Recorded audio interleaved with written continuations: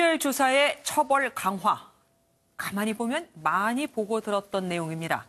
11년 전이었죠. 여자 프로농구 감독이 소속팀 선수를 성추행한 파장이 커지자 교육부와 문화관광부, 대한체육회는 스포츠 성폭력 근절 대책을 발표합니다. 오늘도 문체부와 교육부, 여성가족부 장관이 함께 나와서 발표를 했으니까 흡사 무슨 데자뷰 같죠. 그럼 그때는 오늘과 대충 내용은 달랐느냐? 아닙니다. 그때와 지금 모두 별 차이가 없습니다. 재방송인 거죠. 2008년 당시 대책 골자는 성폭력 가해자 영구 제명에 지도자 대상 성폭력 예방 교육 강화, 체육계 통합 성폭력 신고센터 설치, 또한 합숙 훈련을 단계적으로 제한하고 여성 지도자 20% 할당제와 학생 선수들의 정규 수업 이수 의무제도 있었습니다.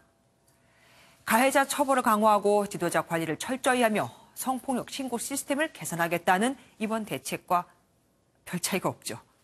차이가 있다면 이번에는 각 기관이 하루 건너 하루 꼴로 각가지 근절 대책들을 내놓고 있다는 겁니다.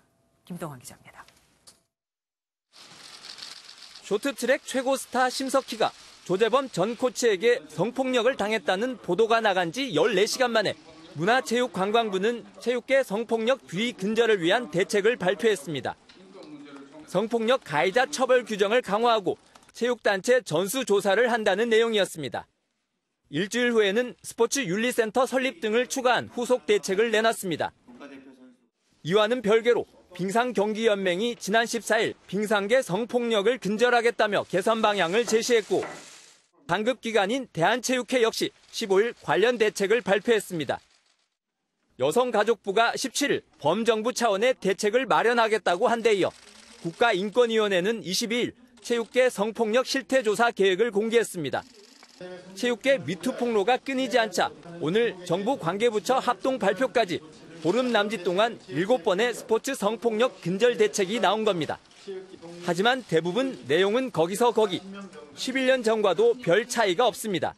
이론적으로 나올 수 있는 대책안들은 다 나왔다고 봅니다. 그런데 중요한 것은 정책화가 돼서 실제로 이 가동이 되고 제대로 효력을 거두느냐는 운영의 묘에 있다고 보기 때문에 실행 과정을 좀 더 지켜봐야 되겠죠. 정부가 스포츠혁신위원회를 꾸려 성적 지상주의가 팽배한 체육계 패러다임을 바꾸겠다고 하는 것도 아직은 선언적 수준. 구체적으로 어떻게 실행해서 어떤 실질적 변화를 이끌어낼지 꾸준히 지켜보는 관심이 필요합니다. MBN 뉴스 김동환입니다.